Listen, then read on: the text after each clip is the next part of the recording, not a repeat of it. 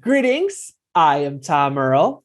I know you could be anywhere, so the fact that you are here today sharing your greatest gifts, your time and energy, it means the world to me.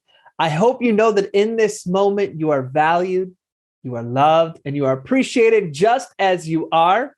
My friends, I have a new series for you. This is called the Listening Deeper or the Re-Listen series. You can call it either one. I know I am.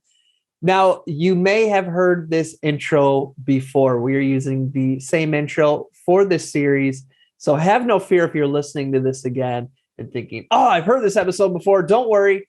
Same great intro. Absolutely amazing new podcast. So feel free to hit the skip 30 seconds if you've heard this before. But if this is your first time hearing this, welcome, my friends. What we are presenting to you over these next episodes is really some deeper listenings or some re-listens to some of our most requested, some of our most listened to, some of my favorite episodes that we've done. Now, we have put out over 300 episodes since this has started. That means all the way back to 2016, I've put out one episode a week, every single week without fail since 2016.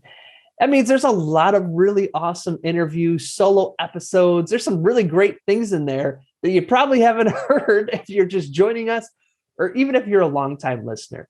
So what I want to do is pull together a number of my favorite ones and your favorite ones that you have listened to or that have been listened to before you. And I want you to either hear them fresh for the first time or give them a re-listen yourself. I'm telling you, I have re-listened to each of these and really just thinking about where I was in my life then, or the wisdom from then that applies to now, because some of these are going to be from 2016. Some are going to be from last year. Some of them are going to be, weeks before everything that went down in 2020. So I want to share these with you as a gift going into the time vault of our episodes. And really, I invite you to go through these with new ears, with new hearts, because we are new people here in this moment.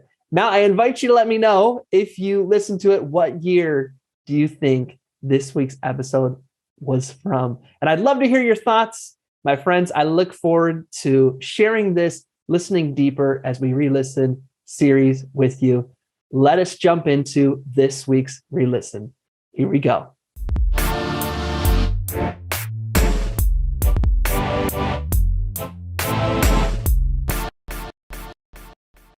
As you can see, I'm not alone. I have an amazing guest. They go by the name of Leah Kirby. What's going on, Leah?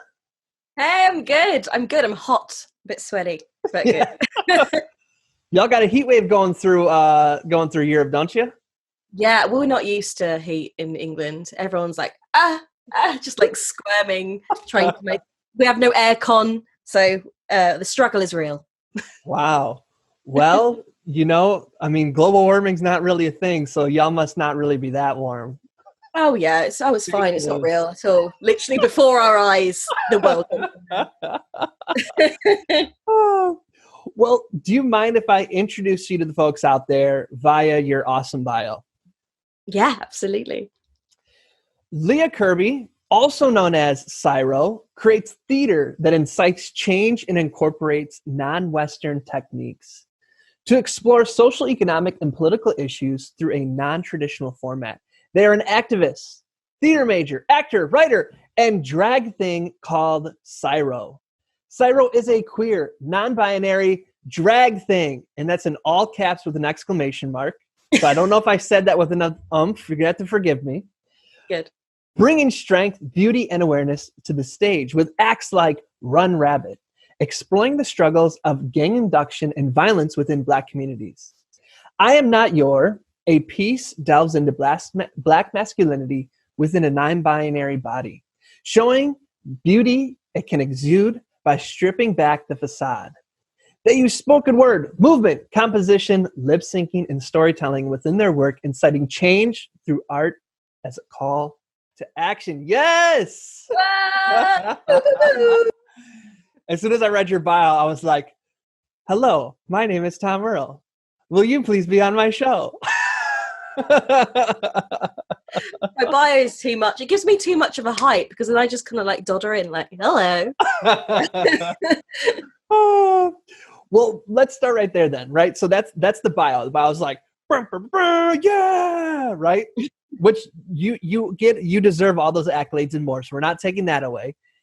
And all that to say, we like to know who you really are, right? So the prompt is, if you really knew me, or something you could never learn from my bio, what would be the answer to either of those? I'm really clumsy. I'm extremely clumsy. I'm very warm.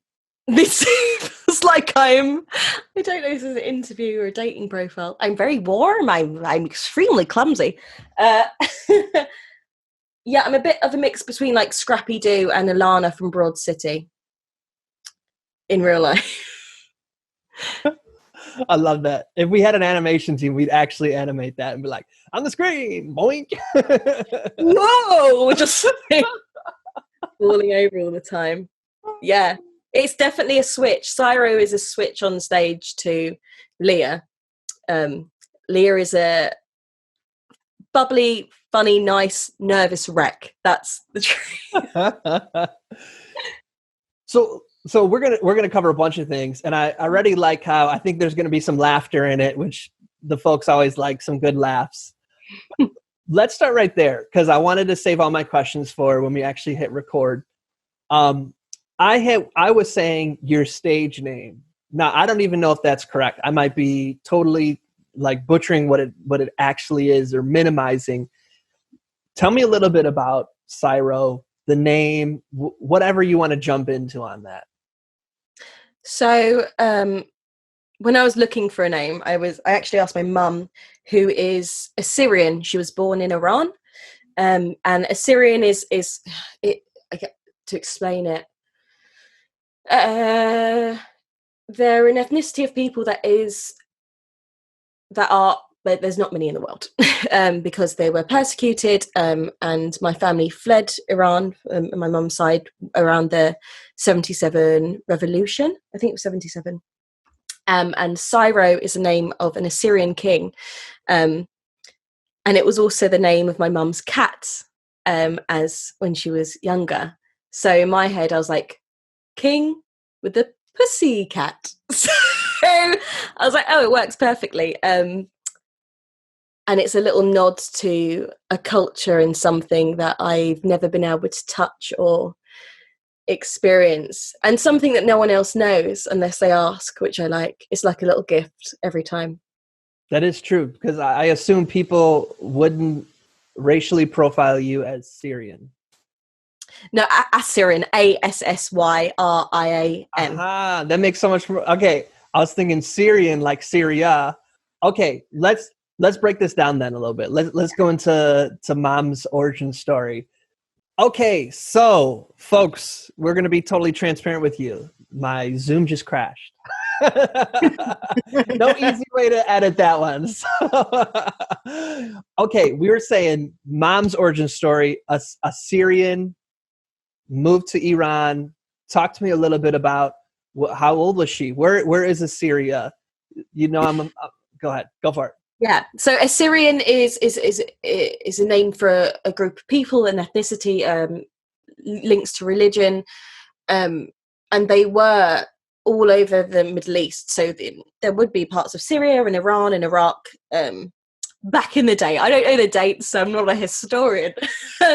And she was born in Iran. So my grandmother was from northern Iran, Razaya, which I don't believe is on the map anymore. So a lot of the records and everything we have been deleted. So I don't have much information about my history. And my grandmother didn't speak about it much, but we know we're Assyrian. A lot of Assyrians are in LA, I think, in California. Terrible at geography, but a lot of Assyrians are in America, the UK, and some left in Iran. But it was something that they had to hide when my grandmother was living there. My mum lived in Iran till she was, I think, only about 3 or 4, and then lived in Kuwait till she was 13. When we're always moving. We're a bit of like wherever my family's from, we're kind of nomads. I'm used to that kind of life. Yeah. How do you think that shaped this kind of this background that we're hearing of? It sounds like there's many elements of persecution in Assyrian identity. How do you think having that that legacy or that ancestry and your mom being a part of it, how do you think that shaped you as you're growing up? Yeah. It's interesting because my grandmother married a man from Manchester, my granddad, northern lad, born in a poor house, a workhouse, which is like think Oliver Twist, think that era. So when they married, my grandmother didn't teach my mother Assyrian or Arabic or Turkish or any of the languages she spoke apart from English. So there was this suppression of identity and culture throughout that side of my family. So we found out things actually after she passed, and still to this day we don't really have any links because nothing has been written down, and everything that was written down was destroyed.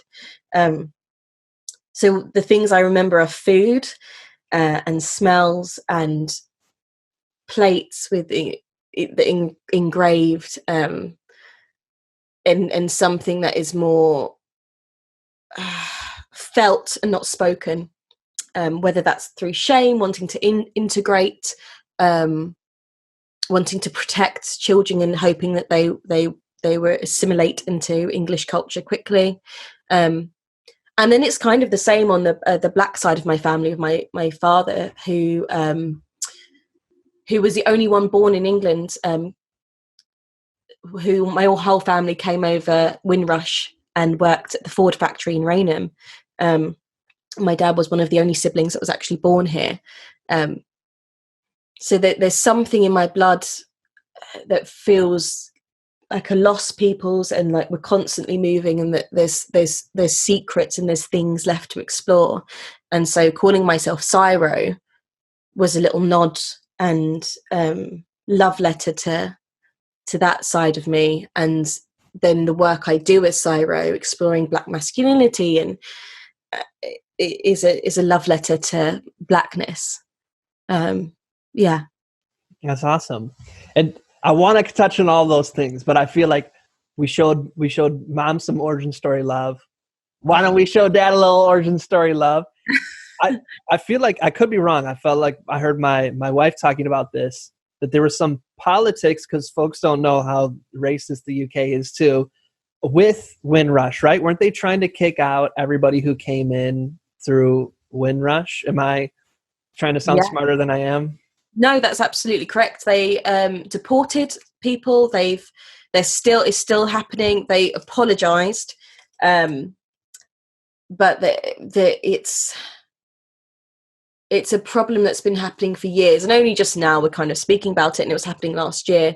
But it's a massive worry for people that have lived here their whole lives, and could be deported back to a country that they don't know, with nothing and no one to go back to.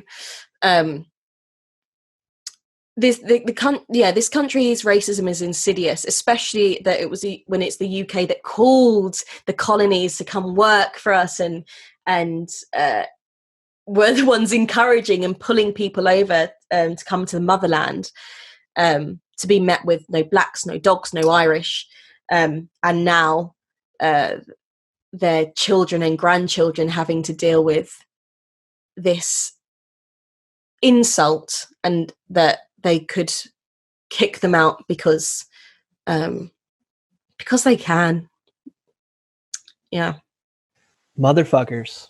Yeah. Pieces of shit. But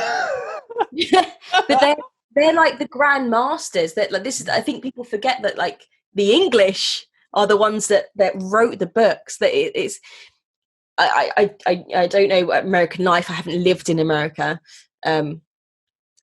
but English England's racism is insidious, and it's calculated, and it's clever, and the empire like they colonized the world. It wasn't, you know, it baffles me that it feels like when we talk about America, we talk about very recent history, and we're like, well, the country isn't that old, and the country comes from immigrants fleeing, and it I don't know, it just pulls my brain apart that we don't see where all these links tie to, and we're so quick to blame other countries and like, this is disgusting and you're disgusting. Like, well, what are the systems that put this in place? Because that's what we need to take apart. It's these systems that are intelligent and money makers and hold people in power to this day. That's how solid they were, and how powerful their effects have been to be felt now. I think Americans, because we're so like enamored with the English accent, that we just make everything seem more like gentle, like, oh, like, because it has an English accent, it's not as bad as here. I think that sometimes like we dull in our minds the, like you're saying, the violence of the original empire. Yeah, I think it's like, oh, I almost like when someone's a racist. We're all racist because we're all white supremacy is everywhere. But like, if someone's like loudly, violently, aggressively racist, I'm like, oh, I can spot that person. I can see that person. I can see whatever. And actually that's safe of me because I can see it. I can't see the person that's interviewing me for a job that is deciding I shouldn't get it because of my natural hair, or the person that's trying to deport my nan, or like it's so, I feel like it's so much scarier when it's done with a smile and a cup of tea, and a wink wink nudge nudge, and like, get over it, and it's light-hearted. And it's something like the English with protesting, even though there have been protests there's something in English culture that I feel keeps us quite suppressed, where it's like, oh, keep calm and carry on, and like, kind of get over it, and we'll just have a pint and wait for it all to blow over. So it kind of stops us rising up and makes people of color, and black people especially, feel like they can't speak out because you seem like such a problem when you're surrounded by politeness, when you are just fighting for your life. Well, let's see if we're always going in different directions, I anticipate. But if you want to give any social commentary on this, one of the things that you see is sometimes videos of UK police, like, you know, someone's like wielding an axe or a knife, and they like gently like get them to not hurt them. Whereas in the US, you know, like if a black person has like hands, they're like, he's got a gun, and they shoot them, right? So it almost makes it seem like UK police aren't racist compared to here. I imagine that's not true. No, it's just we don't have guns. Big difference. Like, that terrifies. I think when I went to America, I was like, everyone's got a gun. Why have people got a gun? But I'm not going to go into that because I don't have enough information. I can't speak as someone not from America. But with the English police, there's been loads of deaths in police custody. My next drag act actually is about Joy Gardner, who in 1993 or 1994 was asleep in North London. This is a trigger warning. Is it right to tell this? Yeah, go for it. Okay. So Joy was trained as a nurse. She was from the Caribbean, and she'd overstayed her 6-month visa. She was working for the NHS. So, like, just to put that, like, she's a necessary person that was doing that anyway. And she was asleep in her flat with her 5-year-old son. And the immigration officers barricaded through her door. And in those days, I think it's been banned now, there was this instrument, thing they used that tied your wrists and your feet together. And it was actually a hark back to what they used on slaves. and they wrapped 13 feet of duct tape around her mouth in front of her 5-year-old son, and she suffocated there and then and died. The police did not contact any medical team and took her to the hospital, where they must have negotiated with the doctors, or it was already established that we do what the police say, and put her in a bed dead with drips. Her mother didn't find out until 4 days later when a nurse called to tell her what had happened. And when she came in, the doctor was explaining, I don't think your daughter's going to make it. And she could see that her daughter's dead. And she was like, you've sat my daughter up in a bed to try and pretend that she's somehow not making it. And to this day, no one has been prosecuted for that death. And that's just one death. There's been thousands more in this country. But we don't hear about it and we don't see it.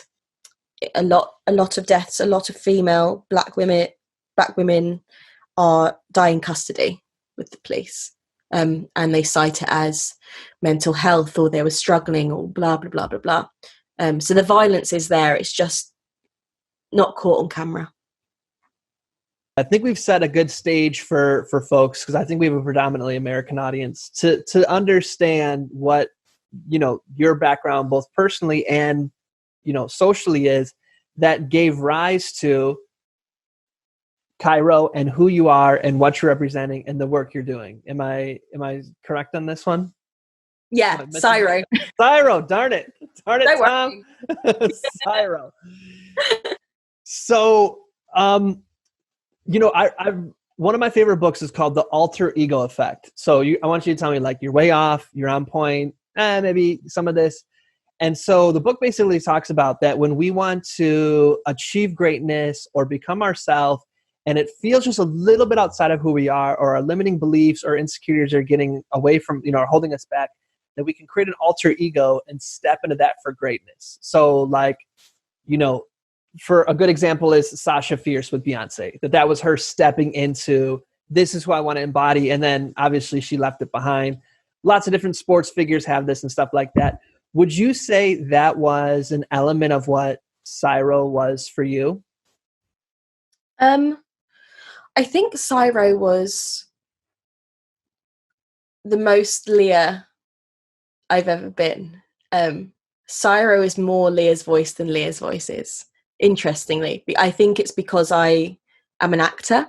So I'd been acting under my name Leah for many years pre-CYRO. And CYRO allowed me to access something that was darker, more honest, and raw, but had the elements of Leah's training in movement or music. And so I had those styles and references and tools to show what Leah wanted to say in a appealing way, or, you know, at least entertaining in somewhat. So a lot of people, drag persona is an alter ego, but I don't think CYRO is. I think it's turning more and more. It is becoming that, because you start to get a brand and a feel and what you look like and etc. But ultimately, CYRO is Leah's voice. Well, one thing to add that this book talks about is usually the alter ego becomes more of who you are than, like, kind of what you're saying, because it allows you to just fully be this self. So for folks who we haven't seen you know, this aspect of you, or I know it is you, maybe you could paint some picture for us, like what walk us through how it came to be, what it is, any kind of, so we could kind of like be there with you and experience you as CYRO. Okay. Shall I talk about how I became CYRO? Let's do it. Origin story. Origin story. This is my X-Men moment. I love X-Men. So CYRO, I auditioned for a job that was a worshipper, a mind of Dionysus for this show. And Dionysus in this show, Divine Proportions, is a Greek god of theatre and decadence and drinking and sex and gender fuckery and queerness. The best god there is.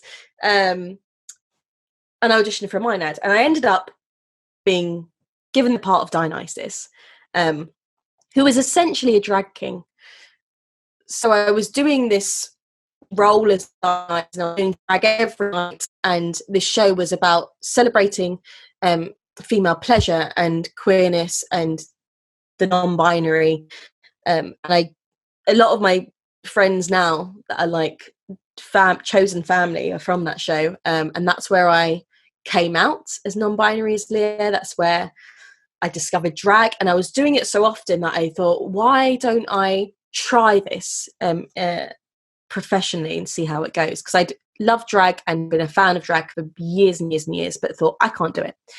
And I went and I got onto a course at Soho Theatre's Drag Lab. And the day that I graduated, I had a show at Soho Theatre where it was my original piece as CYRO and created CYRO. And then I ran to the Globe where I was performing as CYRO doing improv in a show that it was just the most ridiculous drag opening ever. And I was kind of thrown into a pit of fire and just ran with it. I just every opportunity I grabbed at, and I didn't really care if the audience liked what I was doing, because I was doing it for me. Maybe cathartically, maybe because I felt like I had something to say. But CYRO, once they were born, was unstoppable and took over me. I was at his what's the word? His mercy. Was at his mercy. So for the good folks listening, you will notice probably, first of all, I'm wearing a headset now, and the audio probably sounds slightly different, but as you'll have noticed, it was freezing during a little bit of Leah's important words. So we're switching to phone audio so we don't lose Leah's words. So, okay, so what I'm hearing, tell me if I'm hearing this correctly, is that the theater performance of embodying Dionysus unlocked this like true self that was within you waiting to be unleashed. Is that what I'm hearing? Absolutely, yeah. I also have to note that the show as Dionysus was an immersive dining drinking experience. So I was dealing with drunk adults in an enclosed space as a host every night. So I was quickly learning drag skills, because you had to survive. And it was just so I didn't have the fear because I'd been doing it every night. And then I did the Soho Drag Cabaret Lab, and then I did the Globe, and then I was on my way. How would you say this? So we're kind of like talking about the personal and the professional and the creative and how they all intertwine. How did this ripple into your personal life, into Leah? Yeah. So Divine Proportions doing Dionysus was a time that I realised I was non-binary. One of my close friends, Len Blanco, who's an amazing drag king, fantastic, is non-binary. Len Gwyn is.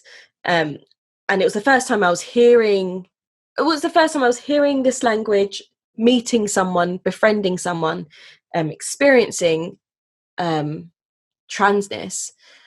So as soon as I realised that resonated with me and my experience, I was like, oh no.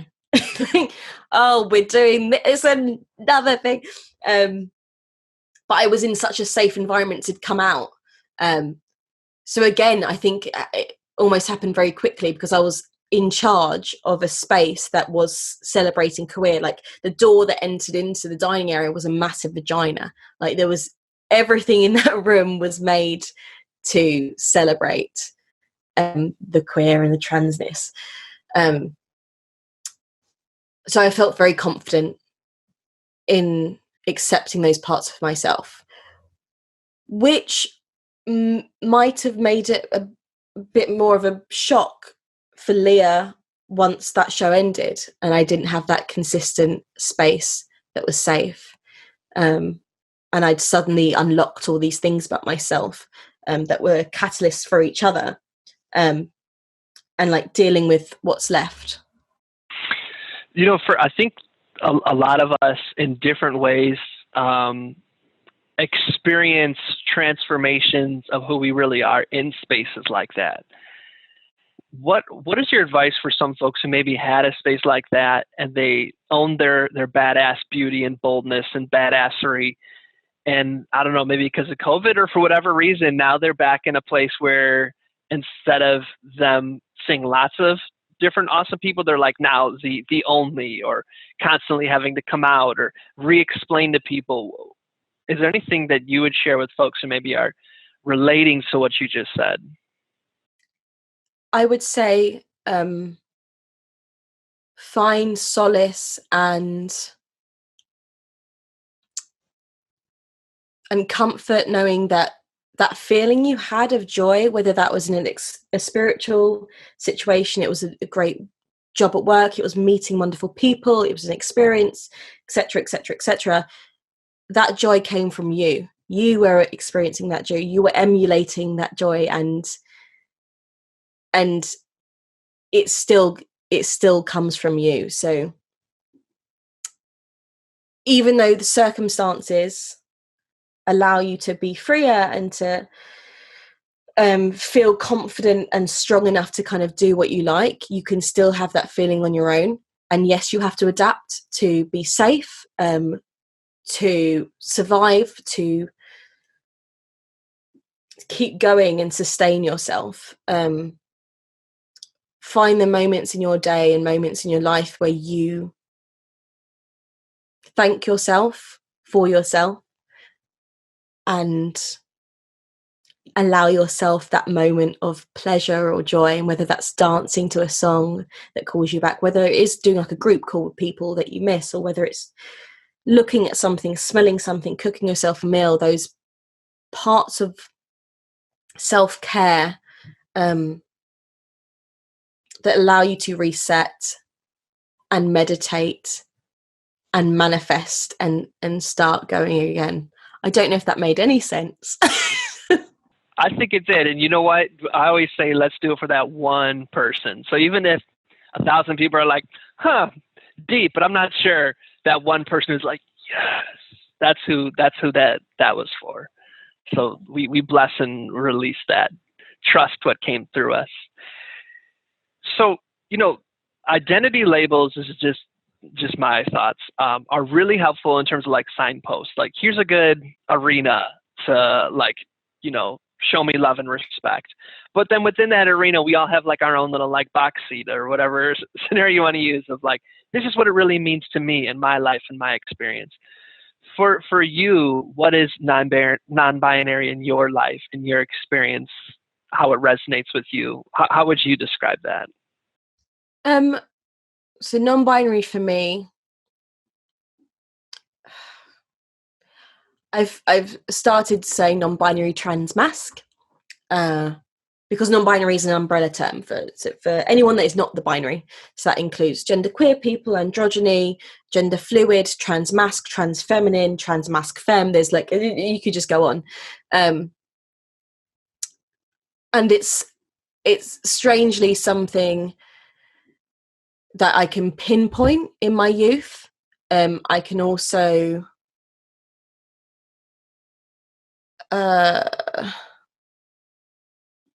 know that I have to accept myself. I have to be honest with myself. There's a lot of turmoil being trans, and there is dysphoria, and there are things that stop you in your day, and whether that's the outside world or yourself. But there's also a lot of joy and almost enlightenment, knowing that you are living your honest, truest life. And I don't know if you've seen The Matrix, but The Matrix was written by a trans woman, and and they're now saying, we all knew, trans people always knew, but they're now like openly saying that this is a trans story, and it's exactly that. It's exactly that. That's the. I was so drawn to The Matrix as a child, and I don't know why. Now I know, but the idea of taking, I don't know if it's red pill, and then suddenly being awake. I spent so much of my childhood and teenage years being extremely feminine. I refused to wear trousers. Or what is it? Feminine in mainstream. And I now know that was fear. I was so fearful of being like caught out. And now the way I live my life, it's so strange. I almost want to go back and talk to my former self and be like, this is the possibility. You're putting yourself in a box out of fear. But I also don't ever want to go back because I don't know who that person is. It's such a big transformation, and it's so awakening that you do feel unstable, but you feel unstable with this energy and this buzz of like possibility. That is so dope. I love the connection you just made with The Matrix, because you hear, at least in my life, I hear so many like cis, hetero dudes, like hyper masculine, toxic masculine, like use that as all these scenarios for their bullshit scenarios, and to like draw it back that you just did, that it's created by a trans woman, and you blew my mind. I love that. So one of the intentions we had at the beginning of the episode was to say, hey, let's talk about things for people who might be relating to what you're going through, where they can have some value and be seen. But then also people who maybe were afraid to ask questions, let's try to ask questions on their behalf so that we can get stuff out there too. Yeah. So for folks who are thinking, I've heard of non-binary, I've heard of trans, I've heard of masc, but I have not heard them put all together in one identity. Can you break that down a little bit? Yes, I can try. I'm having gender therapy to figure it out myself. So, non-binary trans masc. So there are elements of myself that I feel gender dysphoria, and like I was born in the wrong body, where I want to look more masculine or present more masculine or identify as more masculine. For example, my chest is something that I have turmoil with, but so for me, mine being non-binary, I feel both male and female. I don't feel androgynous, and I don't feel neither. And some people feel like that. I absolutely feel the masculine and feel the feminine both at the same time, but I slightly feel more masculine. So if you think of it as a sliding scale, like 60-70% masculine, the rest feminine. It's difficult because you have to talk about it in a binary way to make it understood. It's like you're trying to deconstruct transness to fit into a binary way of thinking. It's the other thing that I always think of is when I have conversations like this with my guests is also like the element of privilege and the kind of bullshitness that comes with privilege. Is for my guests who fit into like a box, and I'm using the scare quotes, there's never really, and maybe I should start having these conversations with my guests just to flip the script of like, now let's talk about your gender identity for a while and explain to the good folks listening your gender identity. How does that, and I know we set the intention ahead of time, that's why I did ask, how does it feel though that in most interviews you do, or that it's something that probably I'm sure comes up and folks are like, talk about this. How does that sit with you? I talk about it, but I think I talk about it almost on a very surface level, and I think I'm expected, as most people are in any kind of interview, to be an expert on it. And I'm like, I've just started my journey. I'm not an expert and buggle. So it's a lot of pressure because I want to give a good even though I shouldn't be representing entire people. We know that marginalized groups, when they're on bigger platforms, end up representing large groups. So I want to give an understanding of what non-binary and transness is that's clear and that feels inclusive. I think sometimes I wish I was asked questions that almost might be a bit harder, or that might be a bit silly, or things that like people think they shouldn't ask. So I say that. I don't know. I think I don't know how to talk about it, because this is the first time in my life I'm able to. So I'm happy to do it. I just don't want to fuck up. That's all. I just don't want to fuck up. Well, I appreciate you sharing that. And now I'm trying to think, well, what's a silly question, or what's a off the wall question I can ask to, what do you think is what comes to mind when you're like, I wish people would just ask me this stupid question? Like, what were the points in my childhood where I was questioning my gender, or aware of, and it was manifesting in something else? Those are the questions that you do wish people would ask. Yeah. Because I think it would help me more that I'm just like getting free therapy. I'm like, so what happened in your child? I'm like, good. Well, I have heard a consistent theme from folks. It's like, I knew. When I look back, I knew very, very young. So, and I'm hearing, so let's go ahead then. What for you, when you think back, where you pointed to, like, because of how I was dressing, what for you was like, oh, hell, that's why. That's why. I always wanted to be my brother's brother, and I didn't understand why I was called his sister. It wasn't computing in my mind. I was very, I want to say tomboy, but I was a boy. I was a boy in my below 10. I had a boy gang. I was a leader, and I used to go around the playground arm wrestling. But the biggest boys, I was just like, let's arm wrestle. And I wasn't like, I wasn't one of those children like, I only like boys. I liked everyone, but I just had this masc energy about me and this strength. And it wasn't until I hit puberty, when the outside world saw me as a sexual being, that everything changed. And I was in a home that was violent and unstable. And so I was grasping at places where I could be in control. And I think a lot of AFAB people and young women will understand that as soon as you hit puberty, you become a sexual object, and you understand that power shift. It shifts so quickly that you can't help but try to change and adapt with it. So I think I understood that there was worth in being attractive, or being feminine, or being desirable to men from a very young age. And I think I don't think I'm special in that case. I think a lot of women in AFAB people feel that way. And so I began performing. It's what I've always wanted to do. It's what I knew. And I performed this role when I lived my life as a woman so well that it was seamless. And I think no one knew. And I even convinced myself. I wasn't even thinking about gender or thinking about being feminine. I was just trying to play this part really well.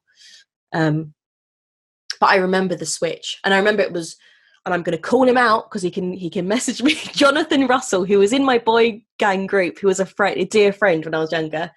And we were getting changed in PE because girls and boys changed together in class. And he went, "You've got really fat thighs." And I was like, what? And I just suddenly saw my body as different to him, and was like, and it just ended. And then we just kind of disbanded the gang, which is a shame. Get in touch, boys. What was the other word you're using? Women and a something? AFAB? Yeah. Assigned at birth. Sorry. Ah, okay. You're helping me out here. I appreciate that. So I always like to ask people, this is my selfishness creeping into the interview. So, my wife and I, we have a beautiful daughter who's almost 6 months. Congrats. So, thank you. So I did before she was born. I did a series of 20 interviews with as diverse of a crew as I could put together. And then I always like to ask guests after that questions on basically like, what advice can you give her, trying to set up a community for her. And, one of the questions I ask is, that yes, we're calling her our daughter right now. We're assigned female at birth. What is a way do you think that for like adults in your life could have been, and so this would apply to my daughter, like could have been there for her as her parents to kind of like acknowledge that like this is a choice we kind of made for you, but it's like up to you, kid, from here on out. Like, what do you think is a way that adults in kids' lives could be like that for young people as they're growing up? I just think, what's the word? Sorry, my dyslexia is like beep boop and stopping me finding the word. Representation. Show, like, let her see all the wonderful people in the world. Let her see non-binary characters and trans characters in age-appropriate cartoons. I do a drag show called Fantabulosa, where we perform a kids' drag show outside for free for children of all ages. We have babies to big kids, and the reaction from that, I just know, regardless of whether those kids do end up being in the LGBTQIA plus family or not, they've been part of and witnessed and had joy with people that are different or maybe the same as them. Let them meet and experience many different stories, because then they have a representation of someone living their life happily. I appreciate that. Is there anything else you want to speak to on kind of this big subject? People can't see I'm gesturing big. I know it's a big subject that we're talking about before. I want to transition to talking some about your work and your art, but is there anything on your heart that you wanted to speak to that we haven't talked about? Can I say another thing for your daughter? Is that okay? I would love that. Yeah. My favorite thing to talk about. Because I when I was younger and going through turmoil, I used to imagine myself basically at my age I am now talking to me. So I like idolized the version of myself. And now when I go through things, I ask my younger self. So I'm like, always there is a circle and a cycle that's constantly happening.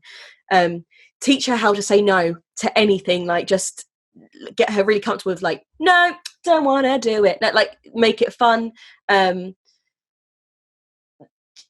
Just like being able to voice her opinion and be supported in that.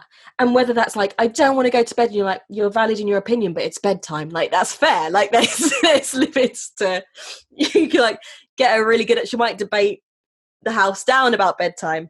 But yeah, really valuing her voice and trusting in it. I think I've always had a strong voice, but the adults around me didn't trust me or hear it. And that like gut instinct, they're things that you'd say anyway, but I just feel like if I have a chance to talk to any children, I'm like, okay, these are the things I would have needed. I love that. I appreciate that. One of the big points that we have too is to make sure that nobody can give her a nickname until they can fully say her name many, many times with comfort and ease. No going right to a nickname. You will learn her name. So that's one of our big things we want to drive home to. So let's talk about your work. What are you working on right now? Talk to us a little bit about that, or anything you want to talk about from your past work, but I know you're working on some really powerful stuff right now too as well. Yeah. So when this airs, it'll be over, but on this Friday, I'm doing a webinar on deconstructing political drag with Slay at Home, which is run by Humblebee Creatives. Please follow them. They're incredible. They focus on care leavers and trans POCs and queer people of colour, and they're just fantastic and are doing many, many wonderful things. I'm also finishing my final draft for my play, Wings. Maybe by the time it airs, I might be having an R&D. I don't know. Hopefully, fingers crossed. Next year in March, I'm going on tour with Noir the Tour, with Shea Coulee, BBC Sahara Benet. Oh my God, I've forgotten the rest of the acts, but some incredible black drag queens and King Bojangles. So that'll be happening afterwards, it says, which is really exciting. And just keep, if you just keep on my Instagram and stuff, I post everything that's going on there, and share other artists that I love as well. So, folks, though, show notes today, tommerl.com/CYRO. CYRO is spelled CYRO. tommerl.com/CYRO. But don't worry, we're going to get to all that. People are thinking, usually we start talking about all this kind of stuff when we're about to wrap up, but we are not wrapping up. Before we move on, though, I know we did talk about some deep stuff. So do you want to pause and fan? Do you want to keep rocking and rolling? What do you want to do? I'm good. Pause and fan. Oh, you're good. Okay. So let's start with political drag. What is political drag? For me, political drag is drag. Drag is political. But specifically, political drag is when you're using drag to, for me, either expose or tell a story of something, someone, or an event that you feel is unjust or needs to be seen, or needs to be analysed or questioned. So I use a lot of personal experiences to get into the stories. I think it's difficult to kind of tackle like racism in like a drag act, that you can't. So it for me, it's more meaningful and honestly easier to talk about if I'm using a personal experience of something or someone's story that I've had a personal experience hearing. Like Joy Gardner, I heard about her through a friend that was writing a play about her. So there's like this link of intrigue that leads you to articles and lectures, and you have to ingest so much information about the subject that the hard bit is then picking out key moments where you can tell this story authentically and not minimize it. Whether I do that well or not is a question. So then kind of within this vein of talk, so I'm venturing outside of my lane. So I do, and tell me if this is an in-group conversation, Tom, get out of here. But one thing that I do hear comes up is the intersection of race within drag community, and kind of who gets spotlighted, who gets the stage, who gets the TV deals is usually folks who look white or can pass for white. And I hear you intentionally talking about, folks who are people of color and folks who are Black within the drag work that you're doing. Do you want to speak to that at all? Yeah. So there's one thing I'm kind of using for my foreseeable future is that I no longer want to be palatable, and I'm aware of my privilege as a light-skinned Black person, that I can't speak from a dark skin experience. I can't speak for all of Blackness, but what I can do is speak from my personal one. And I think that's the key to anything is don't try to be a martyr. Don't try to speak for everyone. If you're being honest and truthful, or you're trying to take someone's story and go, this is their story and I respect this on its own, and I'm not trying to become this or take the spotlight away from this, that's where it's authentic. But like, whiteness is celebrated everywhere. It's celebrated in Black communities, it's celebrated in Asian communities, it's celebrated in obviously Western communities. We can't forget that colorism exists. And I think knowing our history and knowing where that comes from is important for us to unpick it. We have to be honest with ourselves. And there's a lot of, and I talk about Blackness and I use drag because Blackness and queerness and transness don't necessarily mix very well. And so the people in society that usually facing the most violence are like trans women of colour, trans people of colour, because they're both being rejected by the Black community. And and the white community and the queer community and like there's a lot going on, but it all comes down to like patriarchy and white supremacy. It runs deep. I appreciate you sharing that. You had mentioned, the word Western, which made me think, the mental note that I made to myself when I was reading your bio. So you talk about in your bio incorporating non-Western techniques and non-traditional formats. Can you talk a little bit about that? Yeah, I trained in world performance at East 15. So I trained in non-Western performance. So I was learning like African dance and Balinese theatre and Buto and No and Brazilian theatre. So I was learning kind of everything outside of naturalism and Stanislavski. I can't even say his name because I don't care. Like outside the normal actor training that you think of. So I use all those techniques and styles in my work. Yeah, that's basically it. So let's then talk about one of your upcoming works, I Am Not Your, right? Is that your most upcoming work? No, that was my first ever piece, I Am Not Your. Okay. I'm reading the bio wrong. What's the name of your upcoming work that you're working on that you're saying is going to be hopefully ready soon? Talk to us a little bit about that. Oh, my new drag act. I haven't got a name for it yet, but it's the one that's about Joy Gardner. And it's I want to tell the story of what happened to Joy in the middle of the track, and I'm trying to figure out what's the best representative without actually using duct tape. One, because it's like you can't kind of maneuver it, but also to like show how long 13 feet actually is to an audience. But you have to think about like keeping up the pace. So it's going to be an explosive performance. Like it starts very high energy. I don't want to reveal what track I'm using. And then it ends at the moment with a rap about police brutality. So it's about police brutality, but specifically about Joy Gardner's case, and exploring freedom and what freedom looks like when you have someone black and happy dancing and saying like this, because I think there's some people are scared of anger and sadness, and I think they are such wonderful, fueling, nourishing things if used in the right way.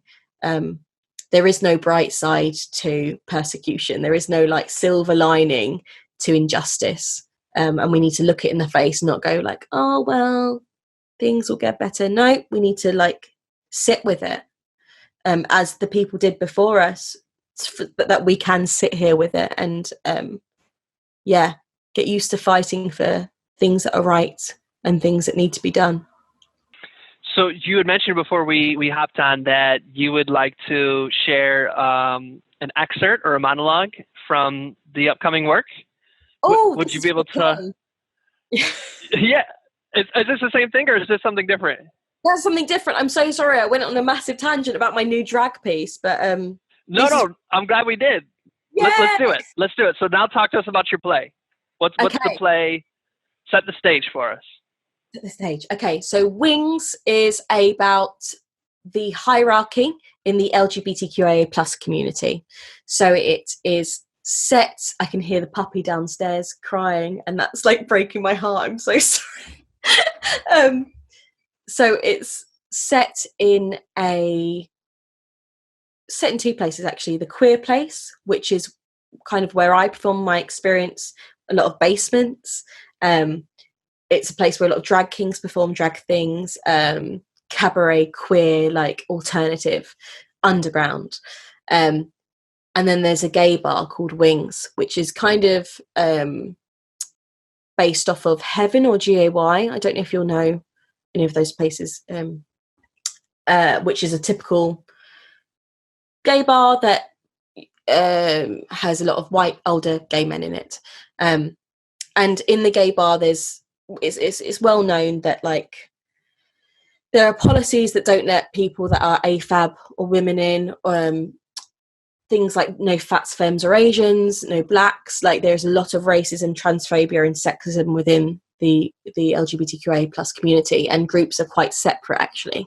I think that people assume because at Pride you see rainbows and it all seems so happy that we're all one big happy family, but that's not the case. And a lot of us don't intersect. And within this story is Kay, who is a young black gay boy who has been raised by his chosen family from the queer place. So he's had this upbringing only for the last few years of his life, but that's his life. That's very matriarchal, that is extremely liberal, to a point where he's seeking out something different, and he gets a job at Wings. And it's about family and belonging, and home, and how the owner of Wings and the owner and matriarch of the queer place can either co-parent and bring up this young black boy, or they can't. Can they coexist? Damn, I want to see this.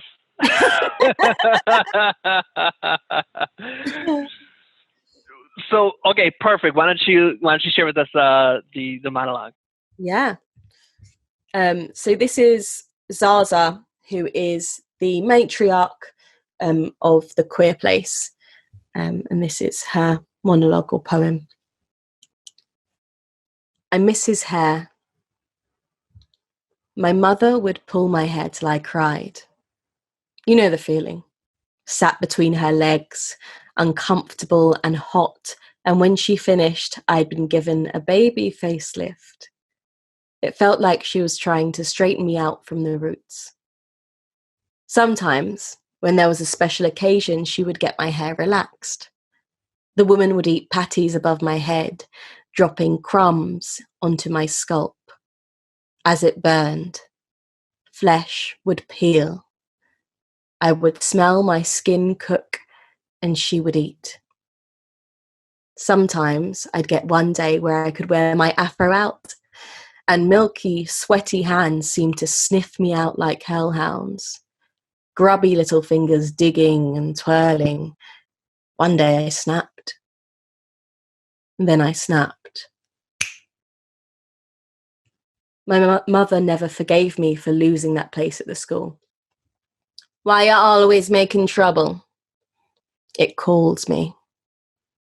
Trouble. I'm very strong, you know. My dad was broad and dark. I have his strength, one of his few gifts. I've got the Williams blood in me. When Mama discovered my troubles, she told me to leave. I shaved my head and left my hair on her bed. I was such an asshole. I did as we all did. Survived. I became a collector, picking up loose hairs along the way and twisting them into my lock, covering them in castor oil and shining as a unit. He was so shy but quick, you know? Something in his voice made me feel at home. Northern charm. We were babies together. But somehow, even as a teenager, I'd always been a mother. He called me trouble. He was my beautiful boy. We complemented each other. He was soft and tart, and I was strong and sweet. When you're doing rope twists, initially when you start learning, you start with the basics, as with all things. You think it's a simple twist, passing one strand over your hand to the next. As you twist, some of the hairs from one strand will incorporate into the other, creating clumps. You can choose to brush out the clumps, which can cause damage, or you can fuse. We chose to fuse. Now, the healthiest way to Afro hair care is to detangle with your fingers with care. This is a meticulous process that takes time, and when you're young and queer, time leaves you fast. So instead, we discovered rope twisting. Rope twisting involves twisting the strands separately before turning them over each other, passing between hands. The hare is facing the same fate, moving through the same tracks, but the hairs remain within their strand. It also means when they're undone, they separate easily. No clumps, no damage, no trouble. It's surprising how quickly you forget those who starved you when they offer you a piece of bread, and how unwilling you are to share the bread with the ones who shouted with you when you were starving together. There was nothing sexy to the world about being butch, black, trans, and trouble. It's hard to believe that's changing now because of a few adverts. We are still starving. I will not celebrate crumbs. Yes. Whoo! Fire. Wow. Damn. Whoo! Oh, thank you. Oh man. What is it? And this might be a bullshit question. What does it feel like to like hold the power of such an awesome gift? Like you're really, really good. Oh, I can't. I don't feel that. I don't know, because that's very, very kind. I write things and I don't. I let it come out as it comes out quickly. So I would have written that in a couple of minutes or something. And I wait. I try to do the normal thing of just writing when you're meant to write, which is healthy and structured and what you should do as a writer. But I also allow those moments of like word vomit. And they come from when I'm distraught or angry or pain.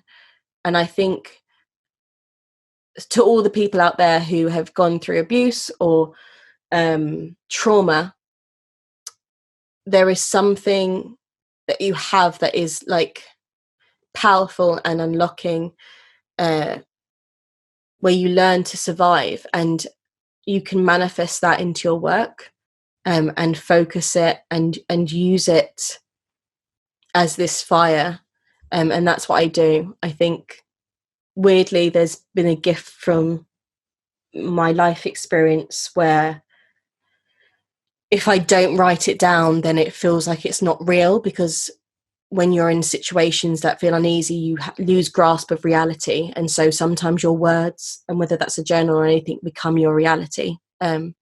So always honor your anger, and always honor your words. Yes, I love that. Especially we're in such a time of like fake positivity, you know. So I think I heard someone, I think a previous guest and I called it toxic positivity, where it's just like, so I love how you keep bringing up honor the anger. A question I was going to ask you is, where does it come from? And right as I thought the question, you said the word "it comes from." I was like, "Oh, I love the synchronicity." Oh, you know, but let me, since it came up, you said at the same time, I want to honor that something is begging it to be asked.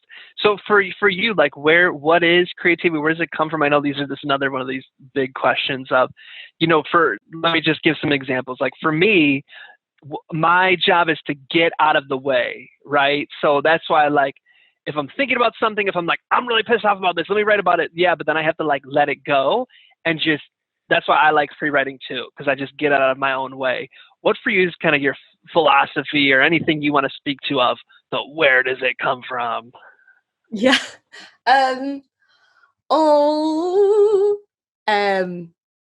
does it come from? I'm a group player. I love working with other people, and I think comedy comes out when I'm with other people, because I have this need to impress and be liked.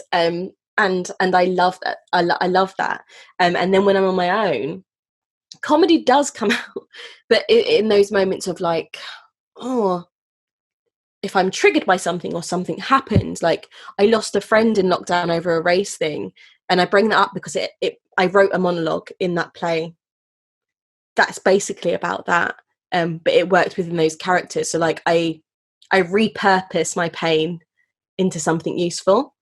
And it's not to diminish like what's happened or anything. It's actually for me to go, this happened and this is what I feel and this is how I'm going to manifest it. So whether that's like drawing for you or running or like praying or whatever it is, it's like you're it doesn't necessarily come from pain and trauma. It comes from me wanting to speak. I love that. So many questions I have. Awesome. Okay, one question. Just before you step onto the stage and you hear the music or you hear the audience, or maybe it's complete silence, what goes through your mind just before you step on? Maybe somebody's called your name, or like 3, 2, 1, I'm out there. What goes through your mind? Diarrhea.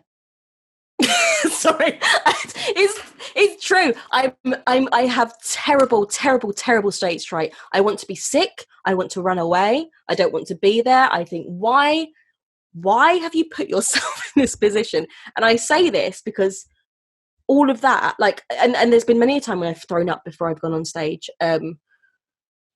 I kind of like just before, like I go on, I will psych myself into the place where like I kind of ground myself and own the space.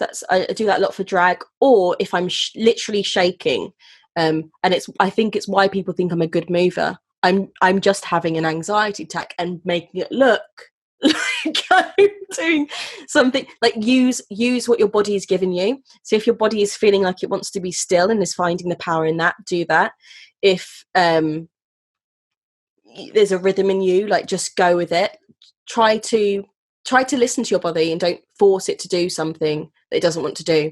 I've learnt this from being uneasy on my feet, maybe a slightly hungover, for a show, and I had to jump off a bar, and I thought, just go for it. Don't, because I was like, just step off, and I just spat, carried on singing. Luckily, it was Dionysus, and he's a drunk, so I get away with everything. But yeah, listening to my body and trying to ground myself. It doesn't always work. Fake it till you make it. That's my only advice.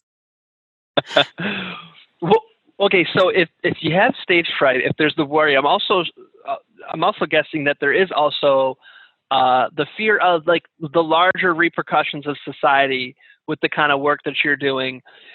How do you find the courage or whatever, the grit to do it anyways? Community, having a support network of friends, even if I don't see them in person very much, that I know I can call upon. Chosen family is everything. I think chosen family is important even when you have biological family, because that's your community. That's us working as group. That's us like wanting to be close to people and feel safe. I'm literally hugging myself. Also, I feel like for a long time I was looking for someone to speak for me, and I was like, why aren't I seeing people that look like me, or why isn't there someone on TV or theatre or whatever that is telling my story, and like waiting for a leader. I think something in me, honestly, is I'm a bit sheep-like, which isn't bad, but I tend to shy away from leadership, and this is the first time in my life that I'm doing it. And what I've learned is like everyone that's in a leadership position, unless you're a psychopath, I don't think they necessarily aim to be there, but they're filling a gap that they saw was necessary, and they're deciding to use their voice to do it. And no one knows what they're doing until you do it. So if you feel like you're not seeing something represented, then it's you that needs to fill it. Yeah. I love that. It reminds me of M.K. Asante Jr.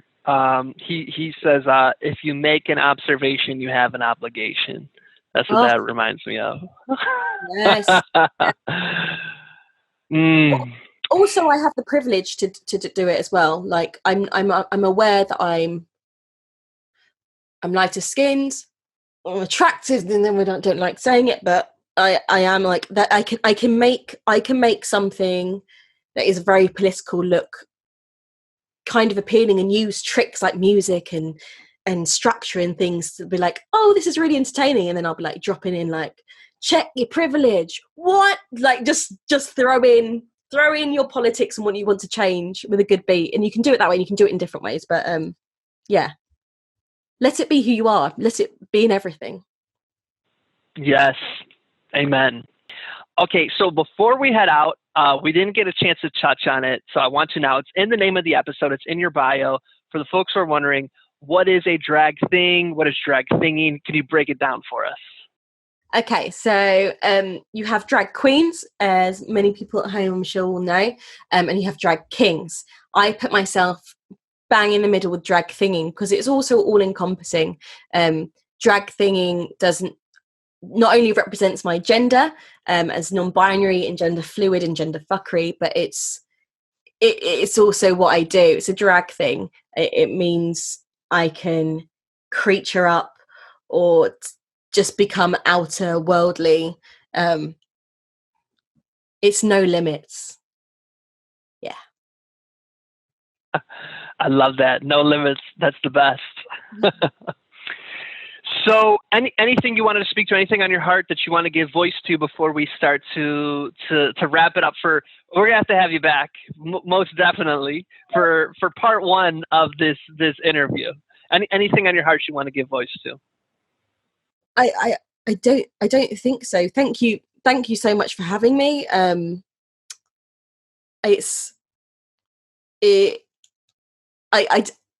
honestly, like, I don't know why anyone wants to listen to me, but I'm grateful for the platform, and I want to keep learning. So like, I encourage people to reach out to me, to speak to me, to ask for help, to give me advice, to like check my privilege, like all of it.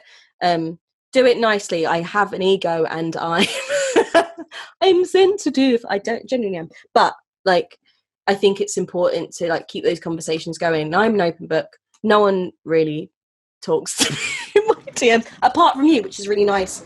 And like, this is a lovely example of international, like, some people not knowing each other having a conversation. So I just encourage others to do it in whatever walk of life they're in. I love that. I literally, I don't even remember which one, but I found you through some hashtag, and then I was like this and then that, and I was like, oh, wow, this is an awesome person. Boom, DM, and you're like, I'm in. So I appreciate you so much as well. I want to encourage folks to reach out and share with you their love, share with you affirmations, share with you community. And so where should they do that? This is the plug. Where can Instagram, website, anything that you want to plug? Where is all that?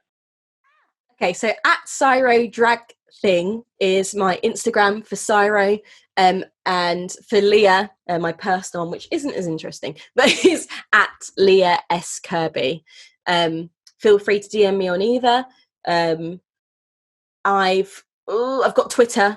I'm really bad at Twitter, but I will use it if people talk to me, which is at Leah S. Kirby, but that is as CYRO and Leah. Yeah. And website? Do you want folks to? What's your website? I never use my website. Is strikingly, and then Leah Kirby. I know I should know this, and I do apologize. It's like www.strikingly.com/Leah Kirby. I think if you type in Leah Kirby strikingly, it will come up. It's also on my Instagram, so you'll have the links there. And we got to hear for you. LeahKirby.mystrikingly.com. Of course, all the show notes for folks that are on the go. TomReal.com/CYRO, TomReal.com/CYRO, TomReal.com/CYRO is where you'll find all of those goodies. Once again, I just want to thank you so much for taking the leap of faith, for being on here, for being so open, for having patience with me stumbling through and mumbling and all of that kind of stuff. Means the world to me. I know the folks who are listening also are feeling like, hell yes, this was an awesome use of my time. So Thank you so much. I really appreciate you.